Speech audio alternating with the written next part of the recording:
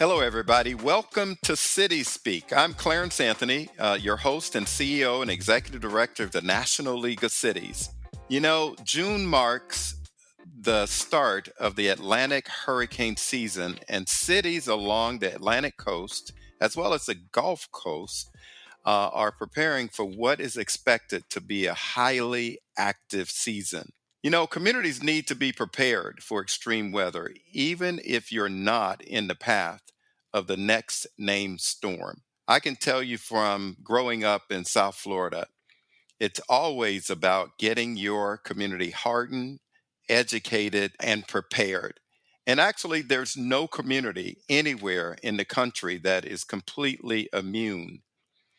Tornadoes, earthquakes, wildfires, droughts, and flooding can strike anywhere and any community.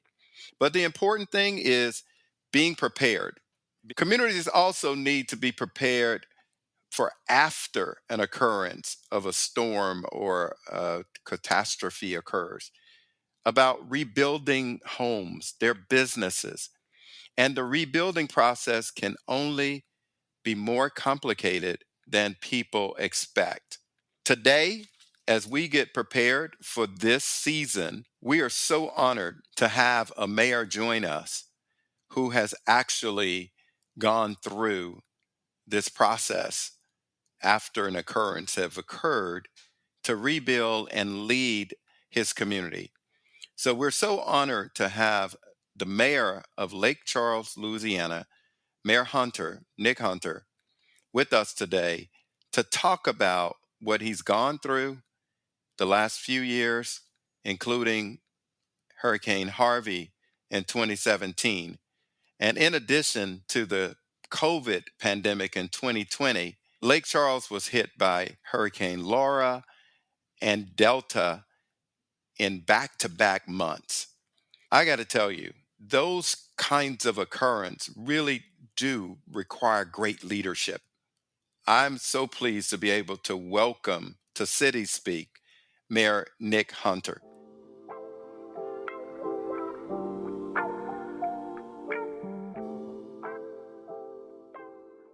Mayor, how are you doing today? I'm doing great. It is a beautiful day in Lake Charles, and the weather is really nice today in the city of Lake Charles. Man, I wish I was there. I need to be able to go out and fish or play a round of golf. So the next time I'm in the area, I'm going to have to reach out to you. Today would be a beautiful day for either of those things in Lake Charles. Okay, thank you. I want to first ask you to tell your story of how did you get involved in public service? Because that's one of the neat things about City Speak when people come on that I learned something unique about them and their why. Why did you get involved? How did you get involved? I grew up in the restaurant business and still own a restaurant to this day. My grandparents started a restaurant in 1956 and had a small family, and it was truly a family restaurant, and started working when I was very young. My family was pretty apolitical. I couldn't have told you whether we were Republicans or Democrats. We didn't really talk about politics too much around the dinner table. The dinner table for us, quite honestly, was since the time I was 12 years old, was a table at the restaurant because we were working, and it was a great environment. It was a wonderful training ground. The service industry and food and beverage industry is a wonderful training ground for anyone that's interested in public service, just how to deal with people. And I started running that restaurant when I was 17 and really got a heavy dose of what it was like to be an owner and a manager. And I started attending McNeese State University, which is our local college here, and knew I was going to be a business major and knew that I was going to be in the restaurant business forever. I was 20 years old and had my whole life planned out. I was really inspired by history classes at McNeese. And so I made the switch. I made a switch from a degree in business to a degree in history because I was just inspired by those classes and it really got me excited. I got very interested in Louisiana political history. And there was probably a moment in my early mid 20s where all of a sudden helping out nonprofits in the community, getting involved with civic organizations, and just doing great positive things for the community, that those things got me a bigger high and made me feel more fulfilled than financial success or profits at the business. So to this day, I still own 50% of the restaurant. And of course, it's nice when you make a profit, and those are important things to keep a roof over your family. But I got more interested in just public service and kind of giving back to the community in that way than being an entrepreneur and having multiple restaurants. So first dipped my toe into the waters of politics when I was 27 and ran for what we call the police jury, which is similar to a county commission in other states. Was successful in that race. And then when I was 33, I ran for mayor and was successful and became mayor at the age of 33, and I'm 40 now, turned 40 this year. So I'm towards the end of my second term, and if the people will have me, I would love to serve for a third term, which would be next year. And so fingers crossed that we might be able to continue these conversations into 2025. Wow, that is neat that you got that political service bug in college. So, who was your role model? I mean, and as a public leader, was it a local mayor or a congressional member? Who do you aspire to be? Before anything, my role model was my grandmother on my father's side, Mrs. Hunter.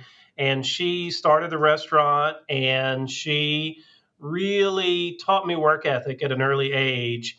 I never wanted for anything in my life, but she made me work for everything and appreciate everything.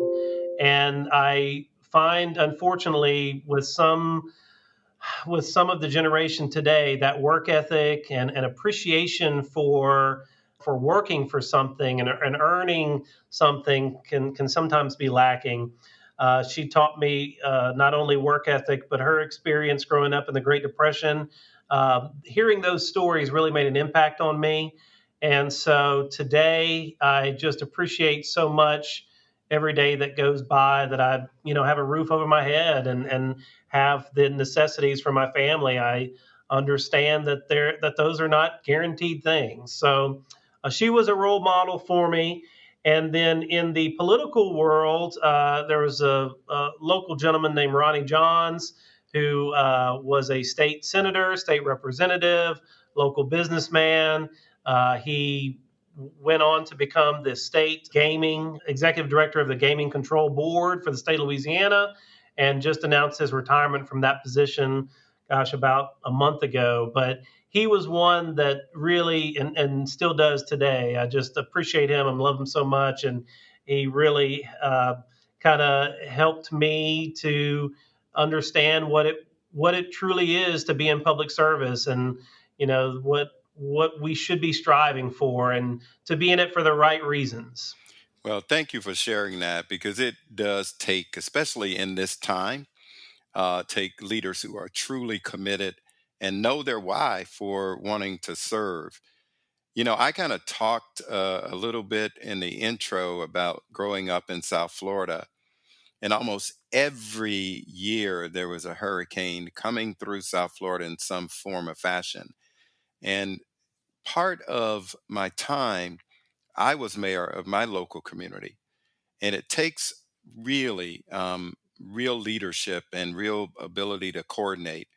However, you have experienced Hurricane Laura and Delta hit Lake Charles back to back in months. And even just last month, you experienced more extensive and extreme weather that knocked out power for several days.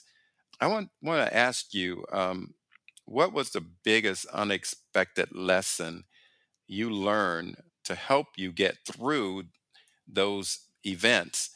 And how are you ready for the next event if it occurs? Well, and to fully kind of set the table for what we went through in Lake Charles, it was in the midst of COVID. the greatest pandemic in 100 years. Hurricane Laura, which hit in August of 2020, was the strongest hurricane to hit the state of Louisiana in 120 years from a wind speed perspective. We did not have the flooding that Hurricane Katrina, for instance, brought to New Orleans, but Hurricane Laura was basically a 30-mile wide tornado that went right through the center of our city. You mentioned Hurricane Delta, which came 45 days later. It was a Category 2. Hurricane Laura was a 4, though some people argue it probably could have been a 5. But then on top of those two, in February of 2021, we had a once in a generation freeze, winter freeze. And then in May of 2021, we had a 1,000 year flood event. So we have the unfortunate title or moniker of the most federally declared disasters for a single city over a 1 year span. And so that was a very difficult time in 2020 and 2021 for the city. So to answer your question about what was perhaps the most unexpected lesson learned, I would say that our infrastructure, the infrastructure that we control as a city, our water, our sewer, our drainage to a certain extent, was really suffering and needed upgrades. And I wouldn't say it was a surprise so much, but that there was so much room for advancements and hardening of assets. And we started a lot of that in 2017 when I first came into office from a drainage perspective, especially.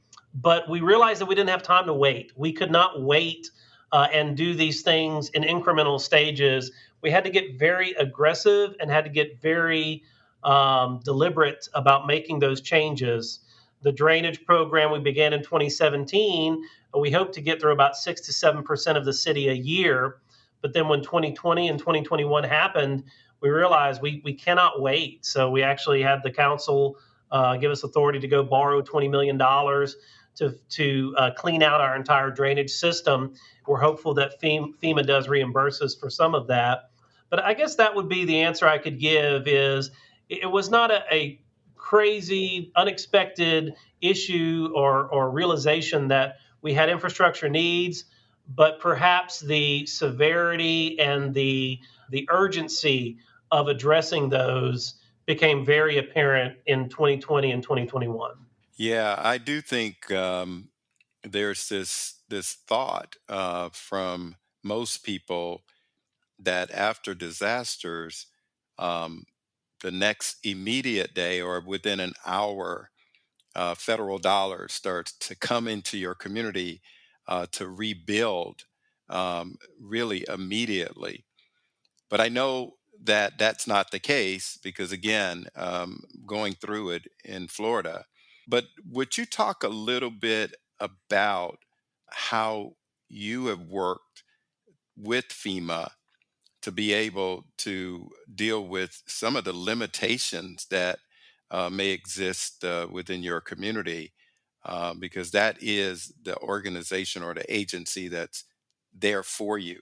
Talk a little bit about that relationship. Sure. And actually, when it comes to federal dollars, I think there's really two major agencies or areas for funding that sometimes get convoluted. And believe me, prior to 2020, I did not have as educated an understanding as I have today. So I get it. It is very cumbersome. But FEMA itself, FEMA is there in the immediate days before an event. If you know it's a hurricane coming, for instance, you do have a little notice. So FEMA was on the ground for us. And look, I will call a spade, and I'm going to say truly the way I feel about something. Sometimes it is politically expedient or politically fashionable to just cast stones at FEMA and say that they're a broken agency. But I will tell you that FEMA was here when Hurricane Laura hit. FEMA was on the ground. We did not have to say, where is FEMA? FEMA was here. We were in contact with FEMA. They were here in the days after Hurricane Laura. And by and large, as I sit here today, almost 4 years post Hurricane Laura, I would say that our experience with FEMA has been a typical one. Not to say that it's been incredibly terrible, and not to say that it's been a walk in the park.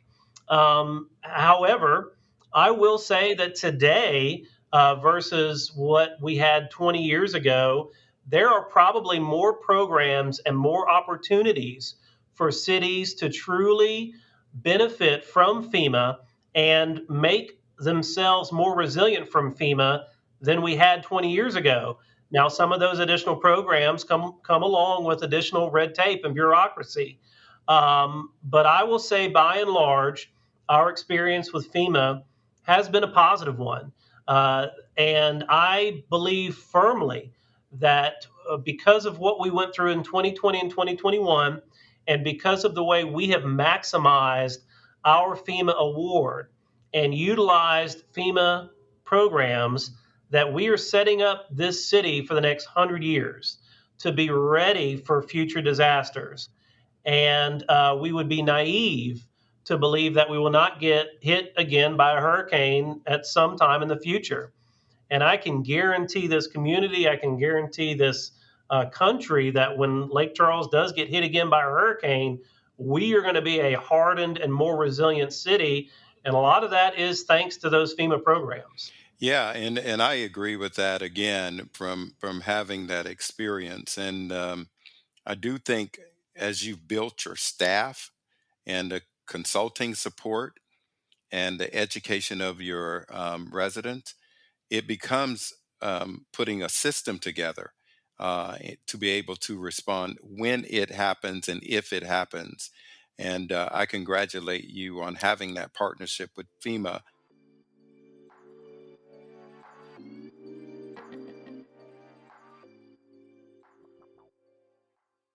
Now, we have also sort of worked on the reform of the community development block grant program as a disaster relief program. I know you've been a leader in that reform as well. Why does that need to be changed? Why does that program need to be changed? I appreciate that that was your next question because I mentioned a moment ago kind of two lanes of funding. And the FEMA funding, the best way I can describe it is meant to fix a community and fix the things that were damaged and hopefully fix them to be more resilient for the future. But you know that FEMA funding is pretty much dictated by the Stafford Act. There is a Bible that kind of says what FEMA can and cannot do, and there are certain parameters based on damage assessments that trigger certain things as to when FEMA gets involved. On the other hand, the CDBG money, specifically CDBG DR, disaster recovery funds, there is really no Stafford Act for that. There's no Bible. There's no definite trigger that says this money is going to come to a community when X, Y, or Z happens. I will tell you that I think Lake Charles was a poster child for the need for CDBG-DR because of what I just told you a moment ago. We got hit by four federally declared disasters over a 10-month span. No city in America has been through that before, and it took us longer to get CDBG-DR than any city in American history. And there's a lot of reasons for that. The fall of 2020 was a very emotionally charged environment in Washington, D.C., and politics were very difficult at that time. We were in the middle of COVID. And though it pains me to say it, it is the truth that the population of Southwest Louisiana and Lake Charles just does not carry as much weight as a major metropolitan area. I guarantee you, if South Florida had been hit by four federally declared disasters over a 10-month span, they probably would have got CDBG-DR quicker than we got it. And so I say all that today to say that I do believe there's a lot of room for improvement in that system. We finally got it. We finally got a commensurate and equitable response from the federal government. So I will call that a win. And so now my advocacy is really not for Lake Charles, but it's for other communities. I don't want another community to have to go through the wait that we went through to get that equitable response. And I know this may sound a little naive and cliche, but it shouldn't matter what your clout is in Washington, D.C. If you are an American citizen and you go through a natural disaster, agencies and funding should be equitable. And again, perhaps I sound a little naive by saying that, but I do believe there's a lot of room for improvement in the way those CDBG-DR dollars are allocated and how Congress can act on those. It literally takes an act of Congress. And if the political wins are not what they should be at the time, then you could be waiting as we were for over a year. Well, Mayor, I can tell you, we are with you 100%, and we're very supportive of trying to make that program, the CDBG DR program, more responsive and actually community friendly. We also agree that it shouldn't matter the size of your city, the state as well. NLC represents all cities, towns, and villages in America. And one of the things I'm going to tell you that we want to be able to use you to help us spread that message because, as I shared before, we're seeing all of these extreme events all over America. And what happens in one city clearly impacts another city, but also we can learn. And as you said, Lake Charles is a poster child for resilience and rebuilding. And so, thank you for that answer and input. The other thing that you kind of talked about is infrastructure. A lot of times, our residents and folks don't see our drainage systems and our water systems and the pipes, wastewater system. So they don't feel like there should be an investment or why are we focusing on that? But clearly, through these storms, hurricanes, you've had to really harden your system. How have you done that through the development of infrastructure projects? Well, I'll start with drainage. And this was a program that started in 2017.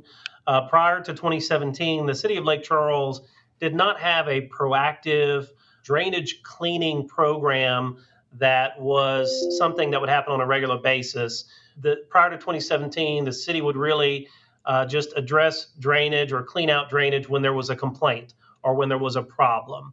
Well, to really prevent those problems from happening, you have to be proactive about it.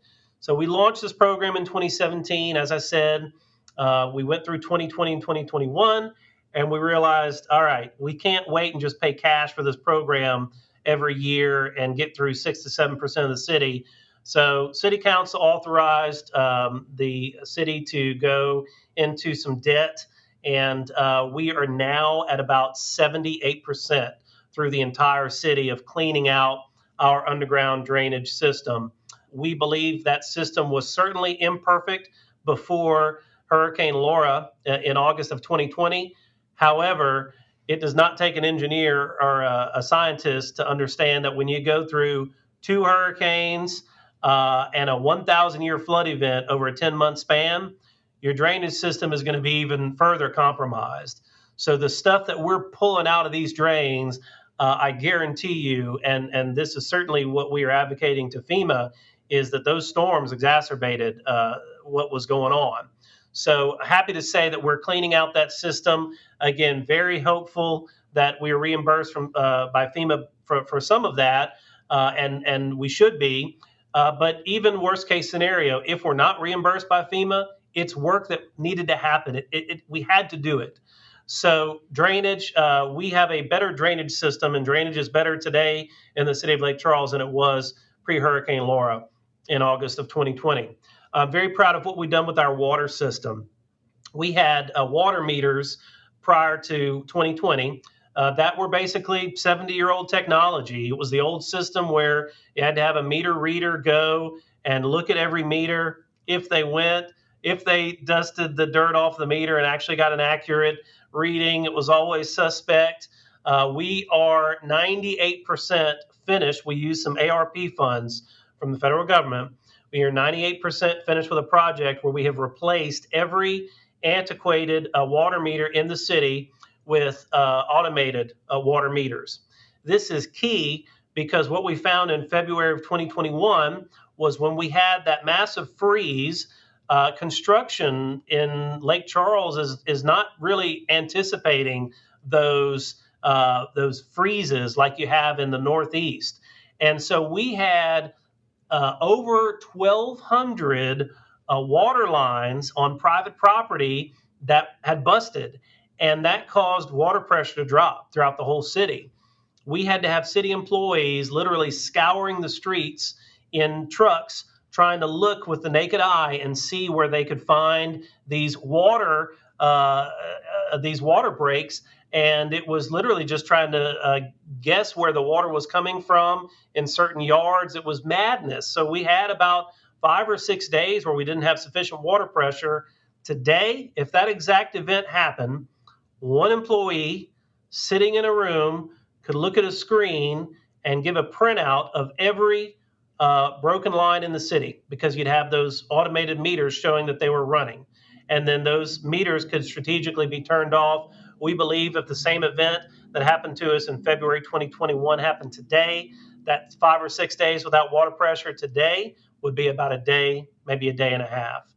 Elevating our wastewater collection systems and pumps, putting generators at our wastewater pumps.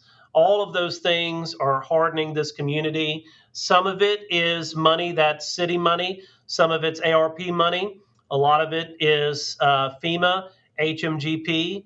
And so once again, with water, wastewater, and drainage especially, we have a much more resilient infrastructure today than we had pre-Hurricane Laura.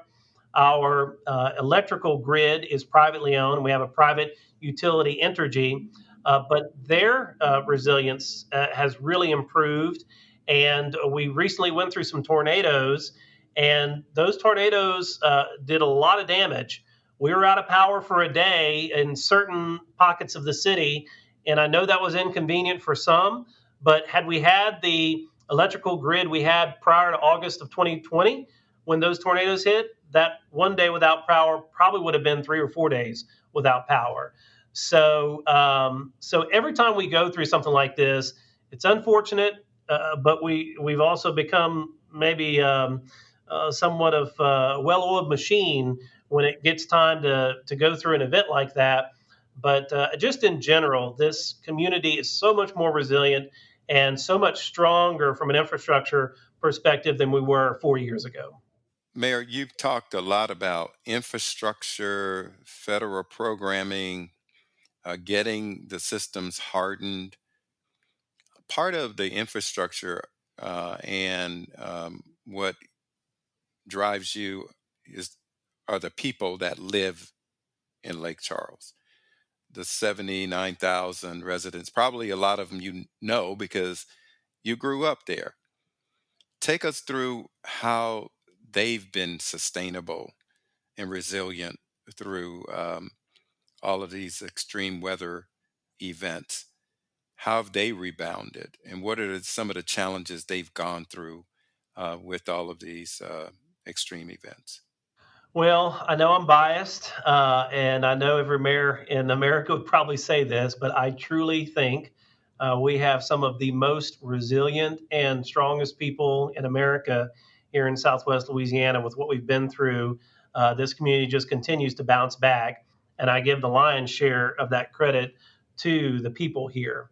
Perhaps the best way to answer or fully to elaborate on that question is give you an example of something that I saw happen after Hurricane Laura. I saw a gentleman who was cleaning up a yard and putting a tarp on a roof, and across the street was a house that was damaged even worse and had more debris and more issues than the house where he was working. I stopped to him and talked, and he said it was his neighbor's house that he was working on because his elderly neighbor was out of town, and he knew that if he came back and uh, had to face the mess that was there, it would be really tough on him.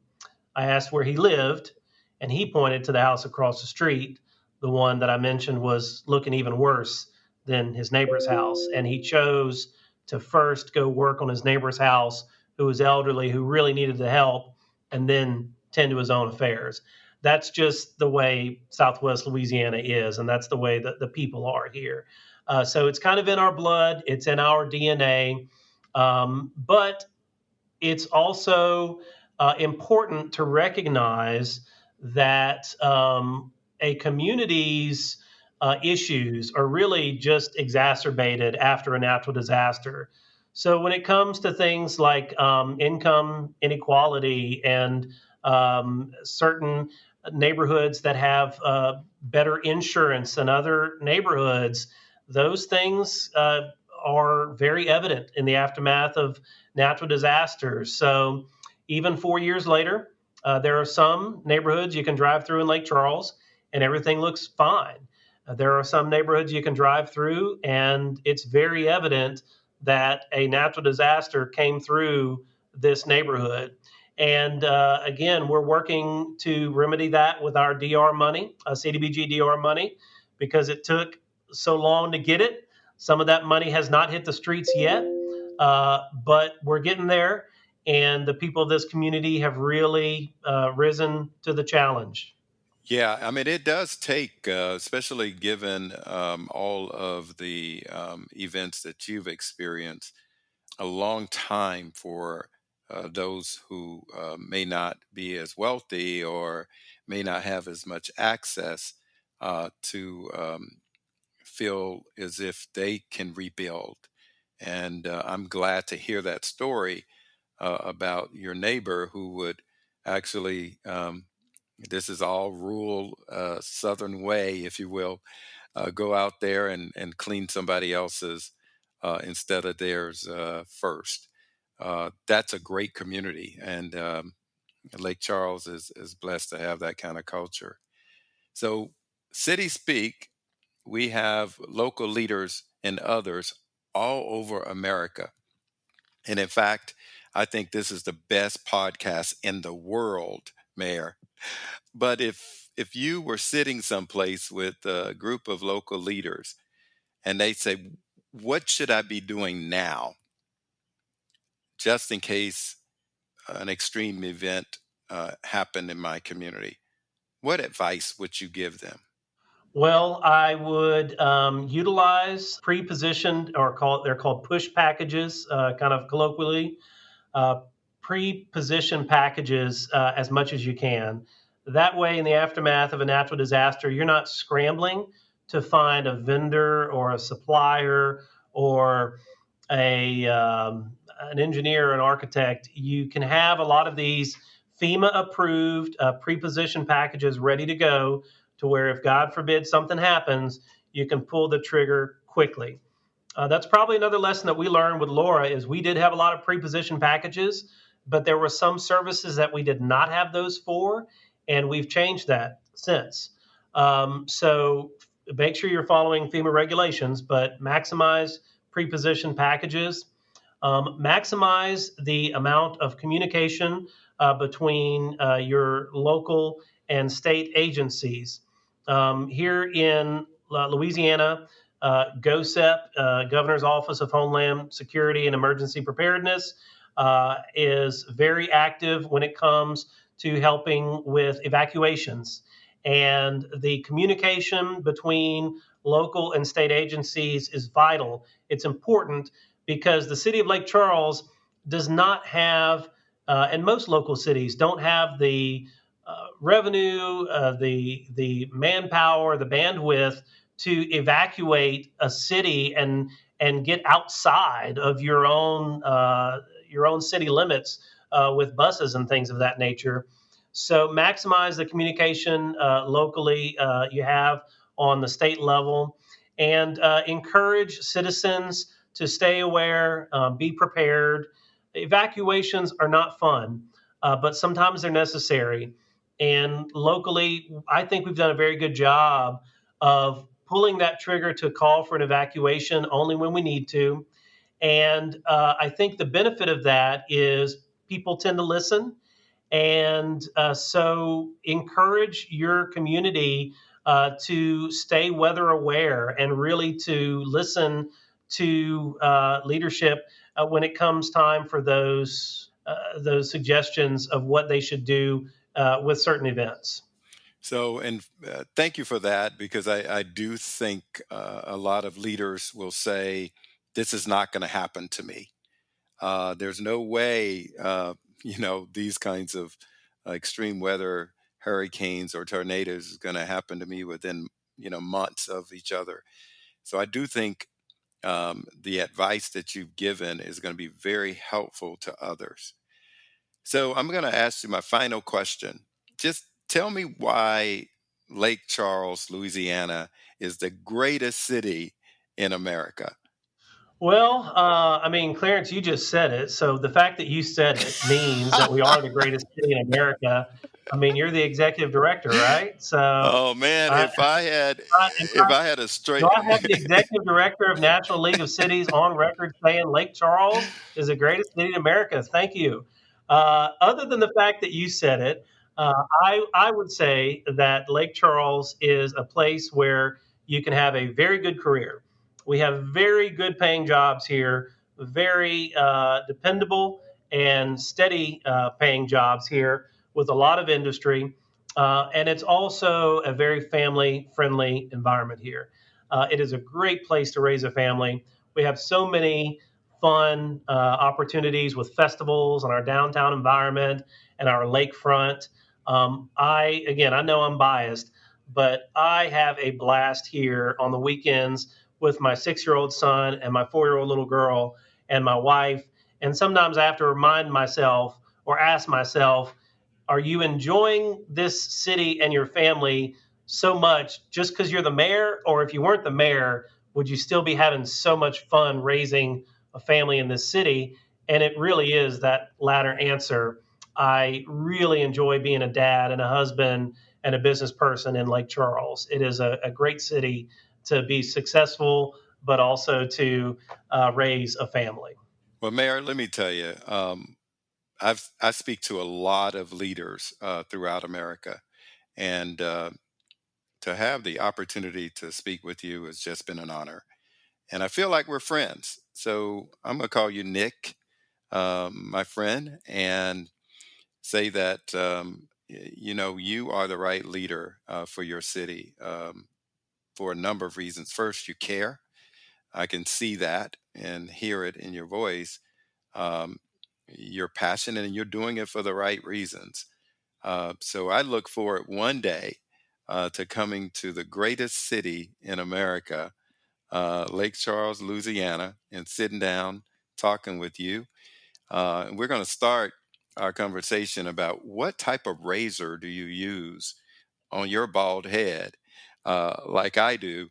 And then we'll go from there, family and friendship and all of that. But what an honor to have you on City Speak, and wish you the best of luck through this season. We'll be tracking Lake Charles and pray that nothing does happen. But if it does, I know that they have the right leadership and they're prepared. So thanks for your time today. Clarence, it's been an honor and I appreciate the opportunity.